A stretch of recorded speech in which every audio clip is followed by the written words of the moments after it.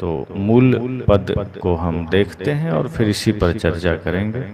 भूला बे अहमक नादाना जिन्ह हरदम राम ही ना जाना, बरवस आन के गाय पछारी गरा काट जीव आप लिया, जियत जीव मुर्दा करी डारे ताको कहत हलाल हुआ, जाहि मांस को पाक कहत हो ताकि उत्पत्ति सुन भाई, रजो विरज से मांस उपानी सो मांस न पाकी तुम खाई, अपनी देखी कहत नहीं अहमक कहत हमारे बड़न किया, उसकी खून तुम्हारी गर्दन जिन तुमको उपदेश दिया, स्याही गई सफेदी आई दिल सफेद अजहू न हुआ, रोजा बांग निमाज क्या कीजे हुजरे भीतर बैठी मुआ, पंडित वेद पुराण पढ़ें सब मुसलमान कुराना, कहीं कबीर दो गए नरक में जिन हरदम राम ही ना जाना।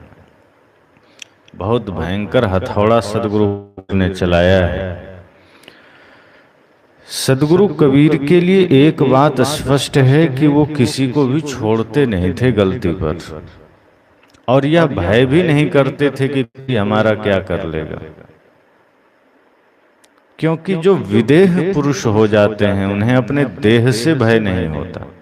लेकिन समाज में धर्म के नाम पर जो हिंसा चलती है या मानवता के खिलाफ जो कुछ भी होता है, प्राणी मात्र के खिलाफ जो कुछ भी होता है, तो जो ऐसे निर्भीक निर्भ्रांत महापुरुष चुप नहीं रहते, क्योंकि उनके हृदय में समस्त सृष्टि के लिए करुणा है। और यदि कोई एक चींटी को भी मारे तो सदगुरु कबीर का दिल हृदय पिघल जाता था। वे फिर डांटते थे, कहते थे, समझाते थे, धर्म की दुहाई देने वालों को फटकारते थे। तो इसलिए उन्होंने स्पष्ट कहा, भूला बे अहमक नादाना। कहीं कहीं बातचीत में लोग गाली दे देते हैं ना, अबे सुन बे। अब इस तरह से सदगुरु कबीर ने भी कहा, भूला बे अहमक नादाना। समझो कि उन्होंने झटका दिया है, ठोकर दिया है मुल्ला मौलवी पंडितों को, उन्होंने मुरव्वत नहीं की है। साहब ने कहा कि भूला बे अहमक नादाना, अरे जड़मती ना समझ, वह गहरी भूल में है जो हर प्राणधारी को राम नहीं समझता। जिन हर दम मतलब हर दिल में, हर घट में, हर जिंदा प्राणी में जो राम को नहीं देखता, रहीम को नहीं देखता, सदगुरु कहते हैं ये वो आदमी महा ना समझ है, जड़मती है। बरबस आन के गाय पछारी गरा काट जीव आप लिया। साहब कहते हैं बलपूर्वक गाय को घसीट लाया, उसके पैरों को बांध दिया और बेरहम होकर उसके गले को रेत कर काट डाला। इस प्रकार तूने खुद उसकी जान ले ली। गरा काट जीव आप लिया, गला काट करके उसका जीव ले लिया, अर्थात प्राण ले लिया। जियत जीव मुर्दा करी डारे ताको कहत हलाल हुआ। जीवित प्राणी को मुर्दा कर दिया और इसे कहता है कि जायज काम हुआ। जाहि मांस को पाक कहत हो ताकि उत्पत्ति सुन भाई। सदगुरु कहते हैं, हे भाई, जिस मांस को तू पाक कहता है, पवित्र कहता है, जरा उसकी उत्पत्ति पैदाइश तो सुन। रजो विरज से मांस उपानी सो मांस न पाकी तुम खाई। वह मांस वस्तुतः रज और विरज से पैदा हुआ है, इसलिए वह नापाक है, परंतु तूने उसे खा लिया। उसकी खून अपनी देख कहत नहीं अहमक कहत हमारे बड़न किया। सदगुरु कहते हैं, हे जड़मती, तू इसे क्यों नहीं कहता कि यह बेहद बेरहमी का काम है और गंदी चीज खाना है। तू कहता है कि हमारे बड़ों का यह आदेश है तथा उन्होंने ऐसा किया है, परंतु ध्यान देना उसकी खून तुम्हारी गर्दन जिन तुमको उपदेश दिया। परंतु ध्यान रहे जिन्होंने तुम्हें ऐसा उपदेश दिया है, इस हत्या का पाप उन पर भी जाएगा और एक दिन तुम्हारा भी गर्दन कटेगा। सदगुरु कबीर कहते हैं बच नहीं पाओगे, चाहे खुदा के नाम पर हिंसा करो, चाहे भगवान के नाम पर करो। स्याही गई सफेदी आई, दिल सफेद अजहू न हुआ। स्याही चली गई, सफेदी आ गई, परंतु तुम्हारा दिल तो अभी भी सफेद नहीं हुआ। रोजा बांग निमाज क्या कीजे, हुजरे भीतर पैठे मुआ। ऐसे बेरहमी का काम करने वाले के लिए रोजा रहना, बांग पुकारना तथा नमाज पढ़ना क्या मतलब रखता है? प्रार्थना की कोठरियों में बैठकर मरने से भी क्या लाभ होगा?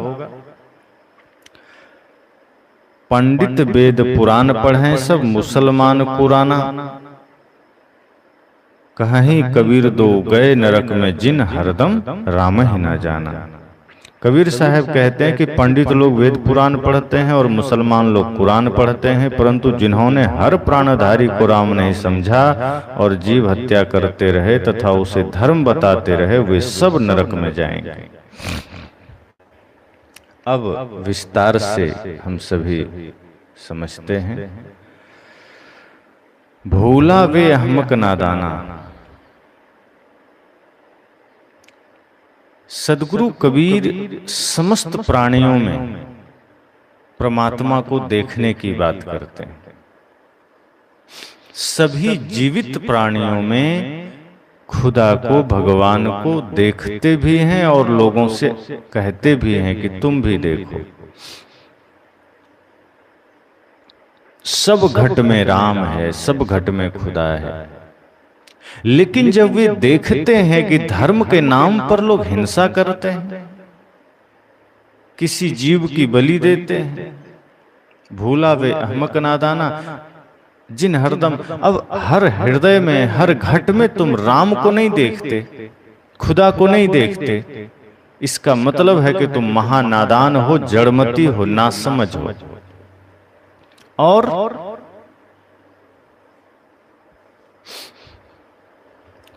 यही करते करते सदियों से यह समाज, यह मानव चला आया है। बहुत कम लोग हैं जो इस जघन्य अपराध को छोड़ पाते हैं, अन्यथा सब पूर्वजों के नाम पर, भगवान के नाम पर, देवी देवता के नाम पर, खुदा के नाम पर, अल्लाह के नाम पर भयंकर पाप करते हैं। हिंसा को ही धर्म समझ लेते हैं। कोई बकरी की कुर्बानी दे रहा है, जैसा कि मैंने लिखा है कि दुर्गा पूजा में बलि दे क्या है जो बलि देते हैं। अब कई लोगों से जब यह चर्चा होती है तो लोग कह देते हैं कि यह तो माता को बलि दिया ही जाना चाहिए, माता बलि चाहती हैं। अब पहली बात तो कौन माता है जो किसी का प्राण हरना चाहेगी? दुर्गा माता, जिनके लिए कहा जाता है करुणामयी है, दयामयी है, जगत जननी है, समस्त सृष्टि की माता है। तो मान लो अगर वो समस्त सृष्टि की माता है तो ये बकरे, भेड़, ये क्या उनकी संतान नहीं है? और क्या उन्होंने कभी आकर कहा कि हाँ मुझे बलि दो? लेकिन पता नहीं कहाँ से यह नासमझी आ गई और लोग उनके नाम पर बलि देते हैं। और जो अपने को ब्राह्मण कहते हैं कि मैं तो बड़ा श्रेष्ठ आदमी हूँ, मैं तो विराट भगवान के मुख से पैदा हुआ, उनमें से ज्यादातर लोग इस काम को अंजाम देते हैं या दिलवाते हैं, करते करवाते हैं और मांस भी खाते हैं। तो कई लोग कहते हैं पूर्वज खाते थे, हमारी परंपरा है, बलि की परंपरा है, कहा भी गया है, इसलिए हम खाते हैं। ये परंपरा रावण की परंपरा है, ये इंसानों की परंपरा नहीं है। मांस खाना, हत्या करना, हिंसा करना, बलि देना, ये राक्षसों की परंपरा है। और राक्षसों को आप देखो तो अंत में उसका परिणाम गलत ही होता था, उसका भयंकर अंत होता था। तो अगर आप राक्षस ही रहना चाहते हैं, आप दैत्य ही रहना चाहते हैं, तब तो हिंसा करो, बलि दो, दिलवाओ, मांस खाओ। लेकिन अगर मनुष्य बनना है, देव बनना है, तो ये सारे जघन्य पाप छोड़ने पड़ेंगे। और सदगुरु कबीर कहते हैं कि अगर आपका देवता या जिन्हें आप बलि देते हो, आपकी देवी अगर सच में हिंसा चाहती है, बलि चाहती है, जीवों का खून चाहती है, तो वो न देवी है न वह देवता है, वह दानवी है और वह दैत्य है। वह मनुष्य होने तक का भी स्थिति में नहीं है। तो देवी और देवता तो छोड़ दो, एक साधारण मनुष्य का भी यह काम नहीं है। यह काम सिर्फ राक्षसों का है। मनुष्य शरीर में रहकर जो हिंसा करे और उसको जायज ठहराए। अब सोचो, 9 दिन व्रत चलेगा, एकदम निर्जला भी लोग करते हैं और लेट करके भी करते हैं, सीने पर जौ उगा लेते हैं, तमाम प्रकार के उपद्रव करेंगे 9 दिन। ठीक है, 9 दिन साधना करो, मौन रहो, गलत ना खाओ पियो, उपवास रहो, व्रत करो, सब ठीक है। 10वें दिन कौन सा भूत सवार हो गया, कौन सा राक्षस सवार हो गया जो हजारों लाखों भेड़ बकरी काट दी? ये क्या तमाशा है? और वो भी देवी के नाम पर, कि देवी को चाहिए। अरे देवी ने कभी आकर कहा कि तुम मुझे बकरी दो? अगर बलि मांग भी रही है तो खुद को चढ़ा दो। रावण ने खुद को ही चढ़ाया था। अगर सच में देवी को बलि चाहिए होगी तो अपने गर्दन काट कर दे दो। ये बकरियों से तुम्हें क्या लेना देना? कई बार दुर्गा पूजा के दिन अगर सुबह सुबह गुजरना हो गया तो रास्ते में देखते हैं कि जहां कहीं दुर्गा मंदिर, काली मंदिर मिल गया तो लोग काट काट करके खून की धारा बहा देते हैं। ऐसा लगता है जैसे हम राक्षसों के बीच में आ गए। वही लोग जो कल तक पशु प्रेमी बन रहे थे, आज वो धर्म के नाम पर भयंकर हिंसा करने लगे और गर्दन काट करके पंडित अपने घर ले गया और बाकी शरीर जजमान जी ले गए और बढ़िया से बनाकर खाए। कोई व्यक्ति किसी के घर में जब मर जाता है तो व्यक्ति कहता है छूत हो गया, कि कोई गुजर गया। अब 12-13 दिन तक नमक हल्दी सब मना है, कोई उसके घर खा नहीं सकता जब तक श्राद्ध ना हो जाए, जब तक नौटंकी ना हो जाए तब तक नहीं खा सकता। एक मरी मुए अन्न नहीं खाए, एक मरे सिझे रसोई। साहब कहते हैं कि अगर एक घर में कोई मर गया तो अन्न नहीं खाए, छूत मान लिए, लेकिन एक जीव की हत्या करके, गर्दन काट करके, उसे भी तो तुमने मार दिया, वो भी तो मुर्दा हो गया, उसे तुम घर में ले आए। एक घर में कोई दादा नाना नानी गुजर गए, माता पिता गुजर गए, कोई पड़ोसी गुजर गए, तो तुम कहते हो छूत हो गया। अब बिना श्राद्ध के ये छूत मिटेगी नहीं। लेकिन एक जीव को मार करके, चाहे गाय भैंस बैल बकरी ऊंट कुछ भी हो, मुर्गी मछली, उसे मार करके तुम घर ले आए, तो एक के मरने पर तुमने छूत माना और दूसरा जीव को मार करके तुम उसे पवित्र मान करके उसी कड़ाही में तुम उसे तल करके और अपने पेट में डाल रहे हो। तो एक मुर्दे को ही तो तुमने खाया, वो जिंदा तो है नहीं, तो मुर्दा खोर बन गए। अरे शेर बिल्ली भेड़िया ये सब मांसाहारी है, प्रकृति से मांसाहारी है, उसे दाल भात सब्जी तो नहीं खाएगा।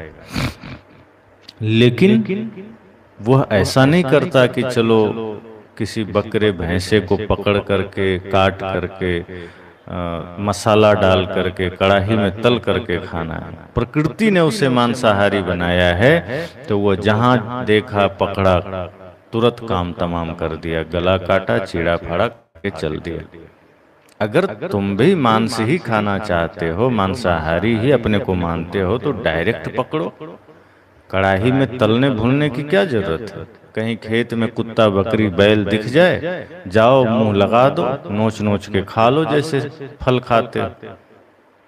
लेकिन जिह्वा लंपटता के कारण उस मुर्दे को हम घर में लाते हैं, मार दिए वो मुर्दा हो गया, मुर्दे को पकाते हैं और मुर्दे को पेट में रख भी लेते हैं।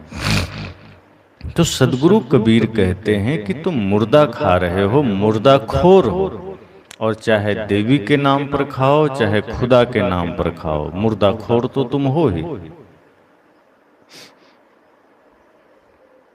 तो हिंसा करना कभी भी धर्म नहीं है।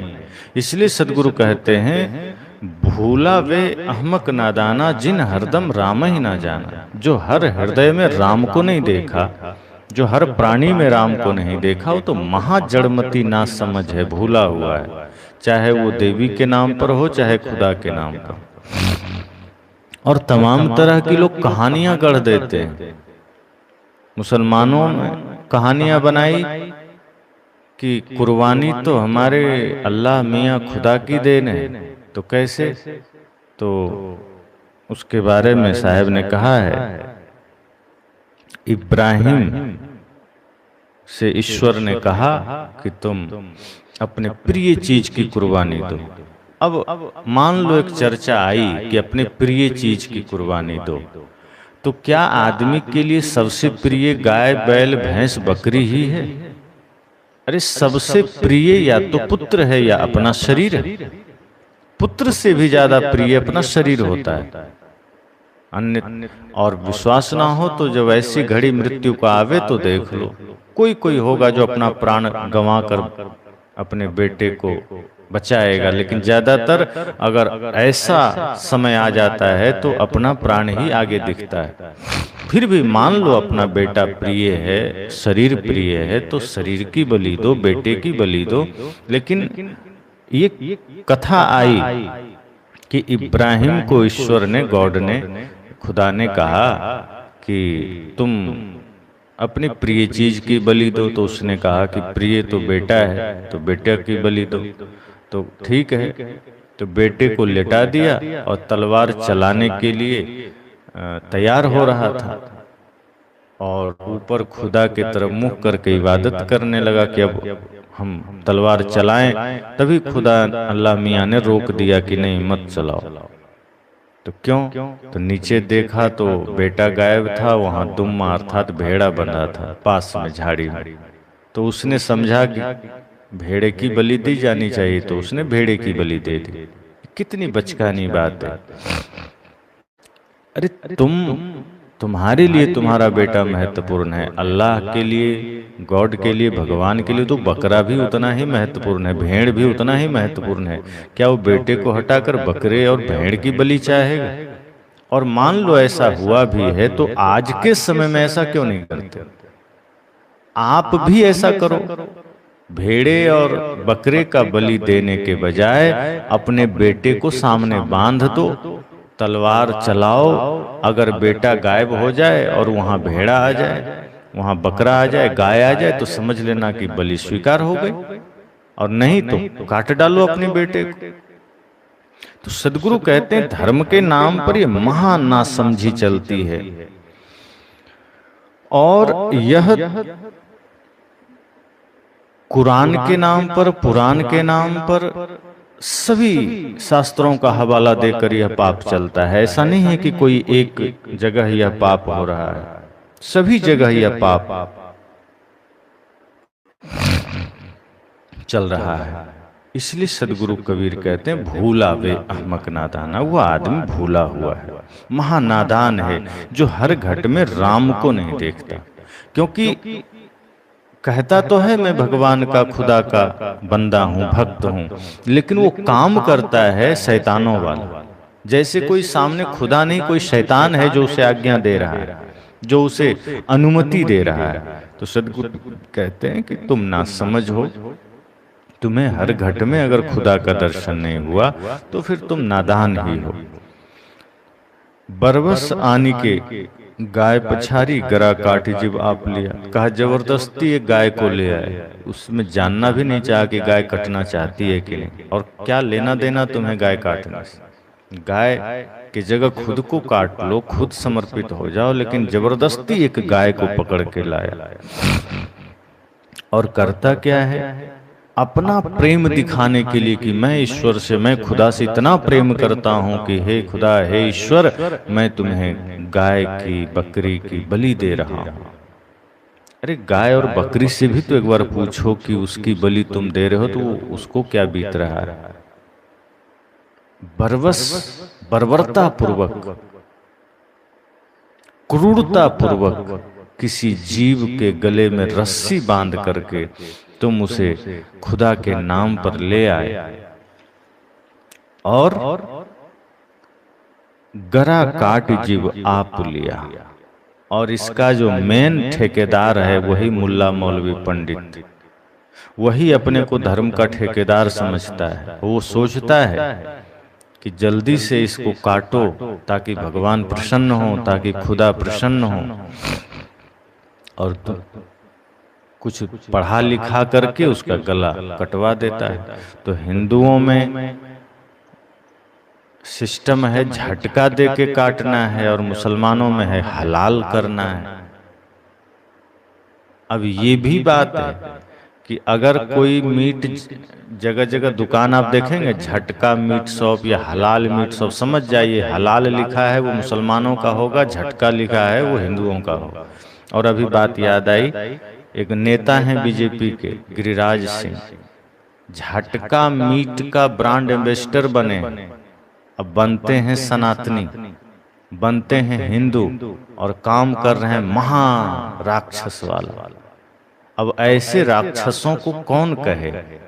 अब नेता तो हिंदू का बन रहे हैं, खुद को हिंदू कहते हैं, तिलक चोटी रखते हैं, लेकिन मेरी नजर में या जितने भी शुद्ध मानव हैं उनकी नजर में ये लोग दैत्य हैं, राक्षस हैं, जो धर्म के नाम पर हिंसा करते हैं, मांस मछली खाते हैं और उसका ब्रांड एम्बेसडर बन रहे हैं।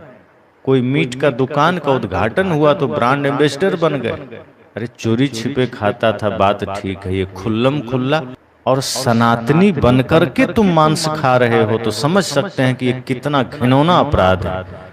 ऐसे लोगों को तो क्या ही कहा जाए, इसको तो खुद झटका देना चाहिए। ऐसे लोग धरती पर रहेंगे तो न जाने कितने लोग झटका खाते रहेंगे।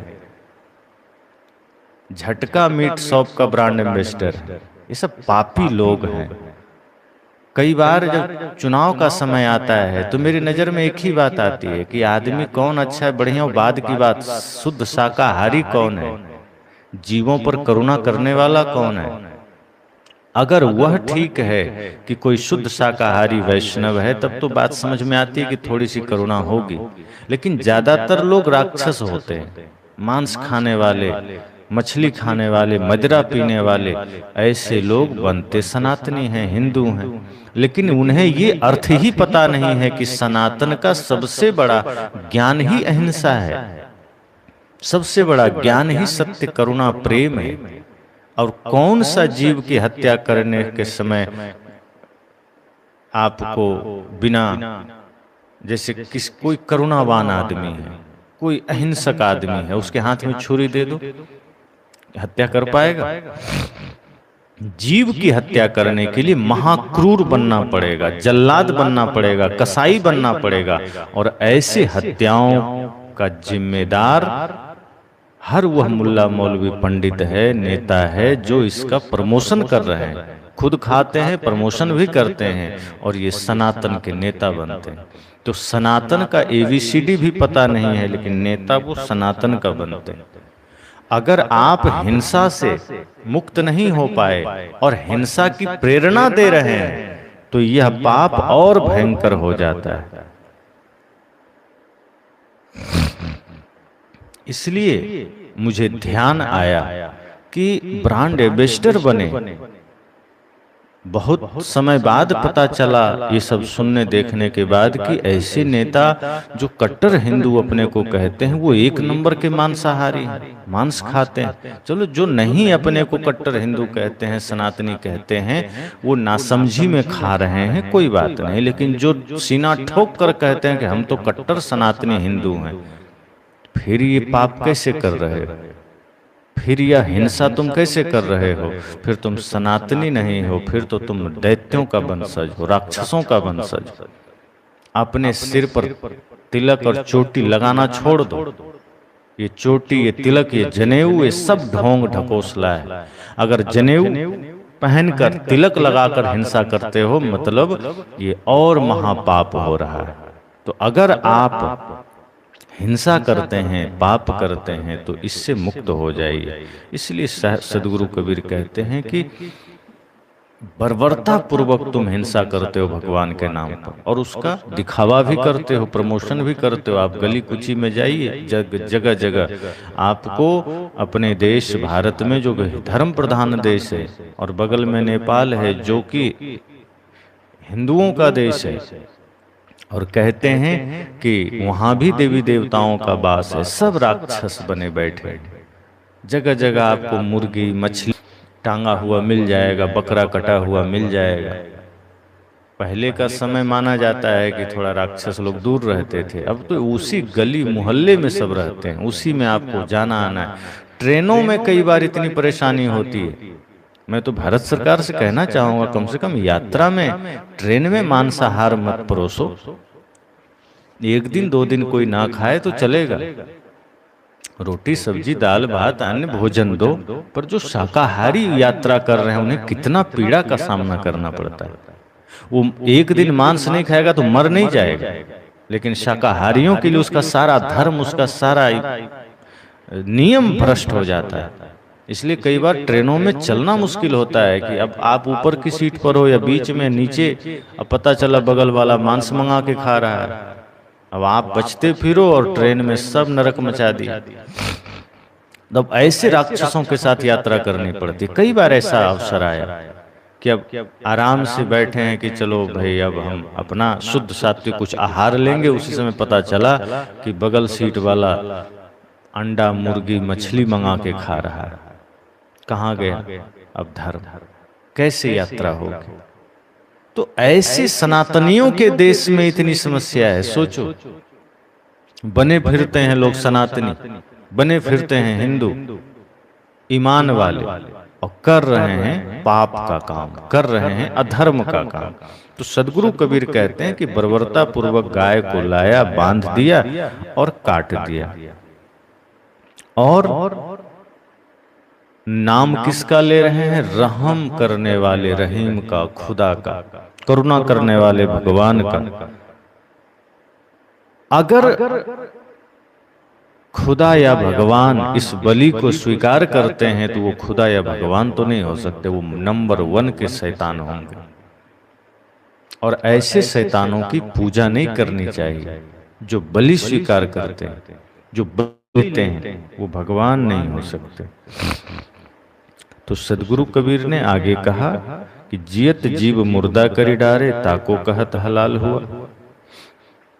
कि जिंदा जीव को मार दिया, बेरहमी से कत्ल कर दिया, और कहा कि यह हलाल हुआ, अर्थात जायज काम हुआ, उचित काम हुआ, खुदा को हमने बलि दे दी। या झटके के साथ बकरे का गर्दन उड़ा दिया और कहता है कि बहुत बढ़िया, माता को बलि हमने दे दी।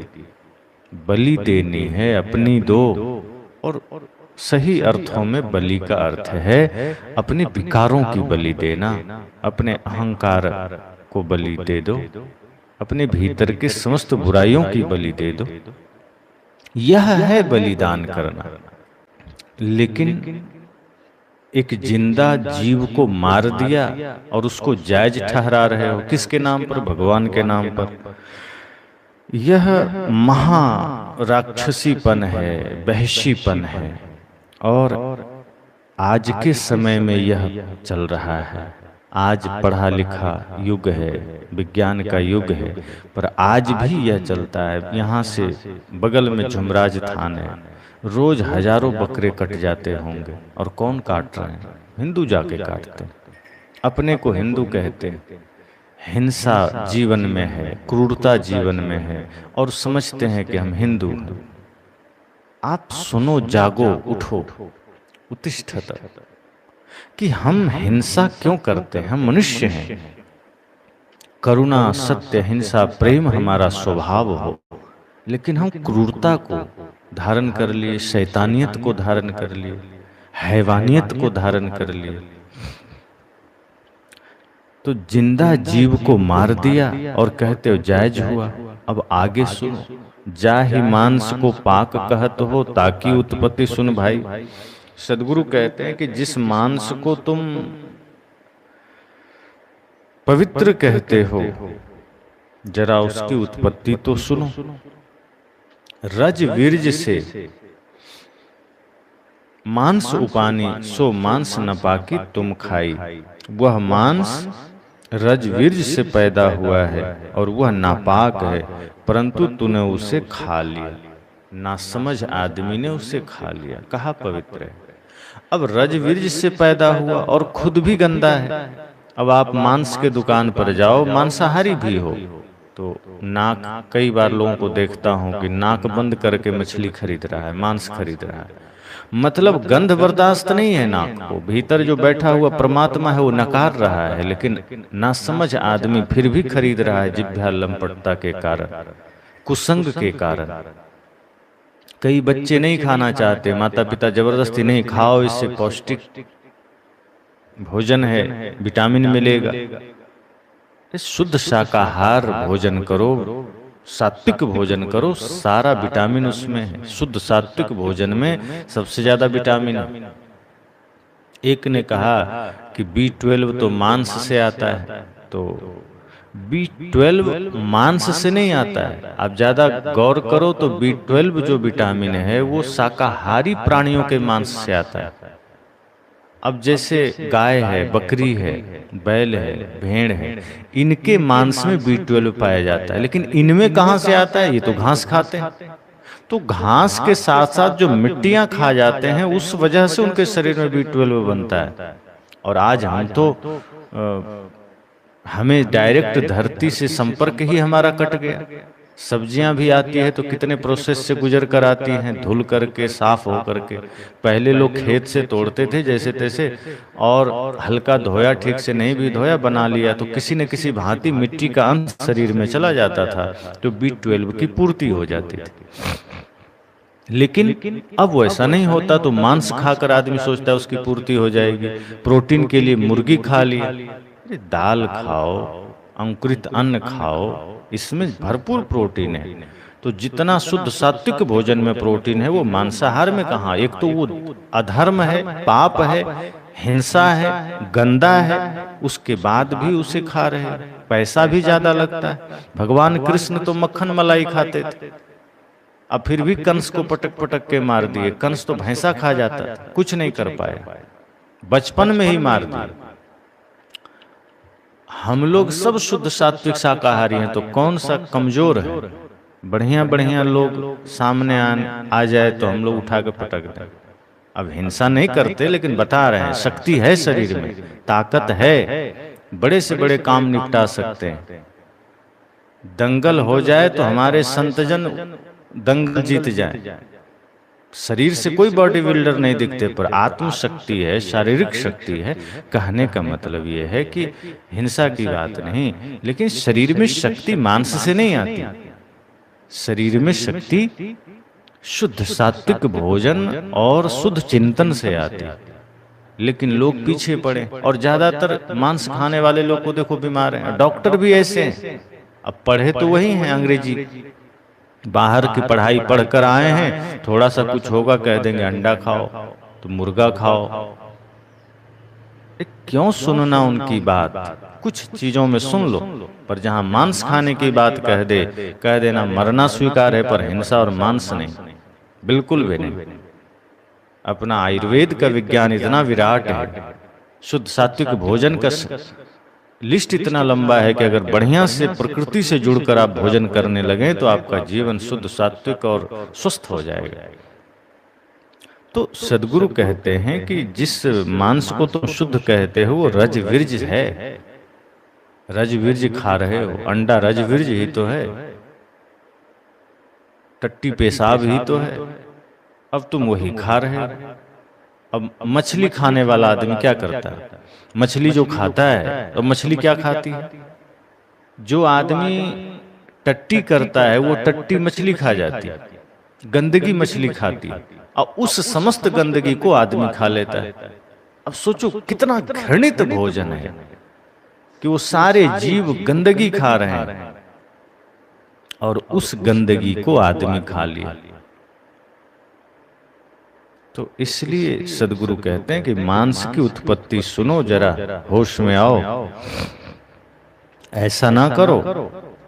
रजवीर्ज से उत्पन्न हुआ है और उस नापाक चीज को तुम खा लिए।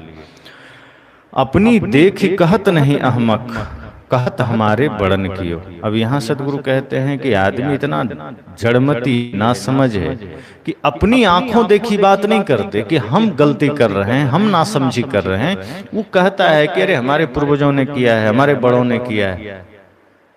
अपनी देखी कहत नहीं अहमक।